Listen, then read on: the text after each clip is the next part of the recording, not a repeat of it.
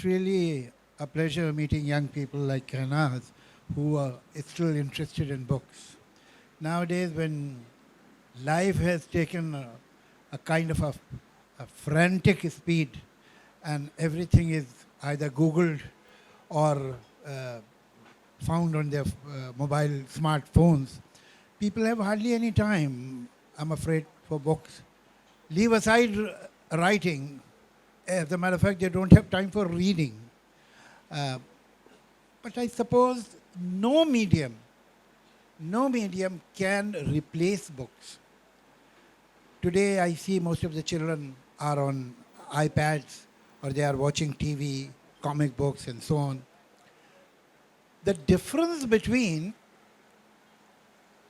an iPad, what provides the visual, audio visual, or the TV that provides you audio visual, and the book, is that you are given a menu. It's a fixed menu. This is the visual, this is the image, this everything is given to you. There is no participation of the viewer. The viewer is only receiver. But when you are reading a book, particularly fiction, you are making your own locations in your mind. You are making the faces of the characters. You are making the sets of the houses yourself. Everything. So when you read the book, your imagination enriches. Your imagination gets an exercise, which doesn't happen when the visual, everything is provided to you. But for that, obviously, you have to use your own energy, your own mind. Not many people appreciate that. People want easy way out. They want everything on the platter. So wonderful that a girl of her age, who was once upon a time an air hostess. Now, the difference between a writer and air hostess, if you want to become air hostess, it means you have an imagination for flight. And if you are a writer, then you have to have flight of imagination. That's so beautiful. So, so ultimately, our friend has proved that she has flight of imagination. I've seen two kinds of writers in the world. Writers who are exactly the way they write, and writers who are exactly opposite of what they write. I've seen writers who write shocking, very dark stories, but in their personal life they are very gentle, polite, sophisticated.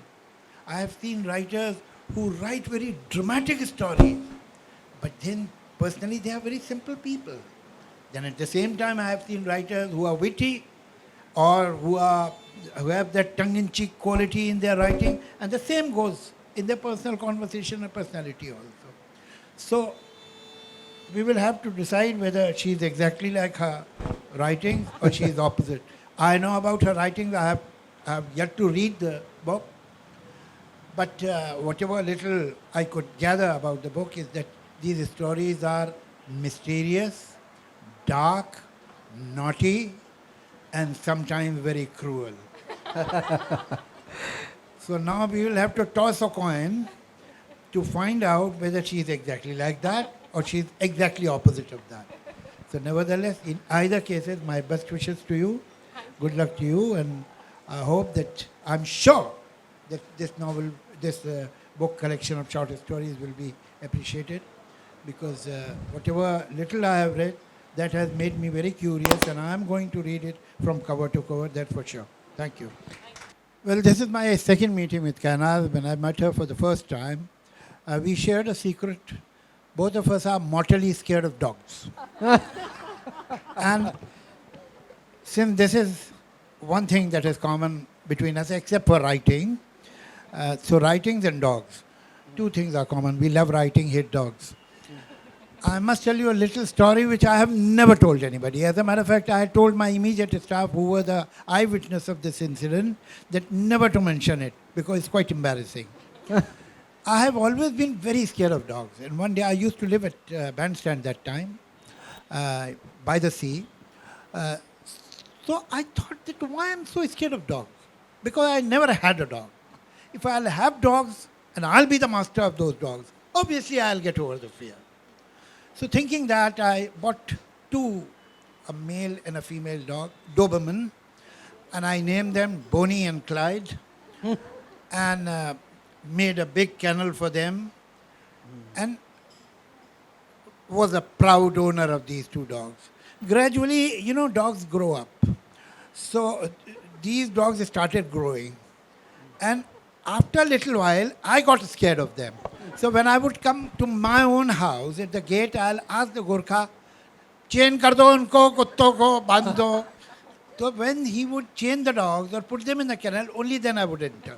So gradually I lost all touch with those dogs. They were in that, we were living under the same roof, that's true, but had no relationship. My children who were growing up that time, they became very fond of those dogs, but I was scared. I used to drink that time. I left drinking at the 31st of July 1991.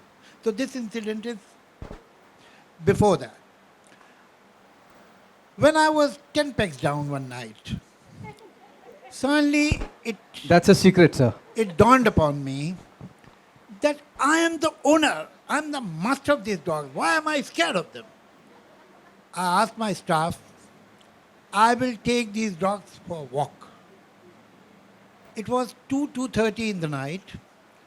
They said, sir, they only go in the morning or in the evening. This is not the right time. I said, I am the master of the dogs.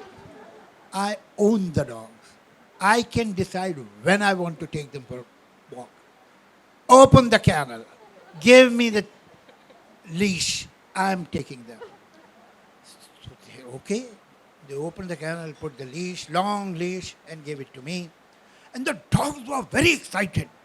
They were not looking at me. They were looking towards that gate which was still not open. And then the Gorkha opened the gate. I'm sure that quite a few of you must have seen Ben-Hur. Yeah. Have you seen Ben-Hur? Yeah. You have seen Ben-Hur? That's right. So there was a scene where Masala, played by Stephen Boyd, is in the race and his chariot is broken, but he is still not letting go of the reins and he's dragging, but he's with the dog, with the horses. In my case, these were dogs. The dogs, these two Doberman with such power went out. I felt, in any case, I was perhaps not very steady after 10 pegs. So, I was holding the rein, that leash in my case. And they were running at bandstand and I was following them. My chest to the ground. And all my elbows, my knees, everything got totally bruised. Ultimately, the servants came, controlled the dogs, and saved me. And I told them, never mention this to anybody, that it has happened to me. So this is a secret, which was so far between my staff, my dogs, and me. Now you also know it. Javed So- Saab, however, That is. you have given us a secret of overcoming fear, which is 10 pegs down. That's very bad for the knees and elbows. That was really sporting, sir. Okay, and so do we. All right, now the floor is open for question answers to Kainas. Anybody would like to ask a question with our guests as well as the writer? You had a question, right? Okay, just a moment. So this question is for Javed Akhtar Sahab. Sir, please tell us what's your inspiration behind writing great scripts and the lyrics? Thank you. Well, it is a question come compliment. By putting great, she has turned it into a compliment. Thank you very much. Actually, it's not a surprise that I write. It would have been surprising if I wouldn't have become a writer. I come from a family of writers. I am the sixth generation.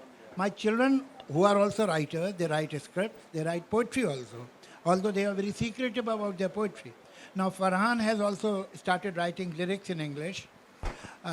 Zoya is also a poet, and she writes her own script. Farhan writes a script. So he's the seventh generation of writers. And from mother's side, from father's side, I have inherited this. I don't know when acquired knowledge or acquired craft becomes the part of your genetics and how you inherit in your genes. But I suppose if some people are doing something for generations, then to some extent it must be, the child must be programmed to do it. So that is what I did. I was interested in reading right from early childhood. And as a matter of fact, I was a rather kind of a precocious reader. By the age I was 13, I had read many classics, including Maxim Gorky's Mother and so on, by the age of 12 or 13. And I remember, my mother tongue is Urdu. In Urdu, there's a tradition that poets don't read poetry. They recite without reading. They remember by heart. And remembering poetry is a kind of a tradition in this language. By the time I was 12 or 13, I remembered hundreds of couplets. By the time I was 15 or 16, thousands. Even today, I can recite other people's poetry for 7-8 hours. So, if you read so much, your intake is so much, and you have that kind of inclination, you are brought up in that atmosphere where your father is a poet, your mother is a writer, your uncles are writers, your grandparents are writers, both the grandparents and so on. So, what would have been surprising if I had not written? So that's not surprising at all that I did. Thank you, Javed Saab. Well, I suppose inborn inclination or talent is also something, but that is not enough. That's not enough at all. So many young people ask me, we want to become writers. What do we do? The first thing you have to do, and not for a day, but for a very long time, if you want to be a writer, read. There has to be a lot of intake. Gradually, you develop a relationship with language. I think people who can write a letter home, they think they are writers. It's not true. Writing is a job in itself. It's an expertise in itself, which is generally not appreciated to an extent that it should be. Gradually, when you read the masters and you learn how they have used words, how they have made a sentence, how they have expressed things, how they have not said something, but made you reach that point where you will understand it, and so on, then gradually you develop skill for writing. The learning is by reading. Words are not just words. Words are not only what they mean in the dictionary. Words are like people. We are sitting here, somebody enters. The first thing that we notice is the physical appearance of the person. The second thing, when we are introduced, what is the vocation of the person? This person is a doctor, or an engineer, or a businessman, or an air hostess, or a pilot, or a cricket player, whoever. Then you sit down and talk to that person.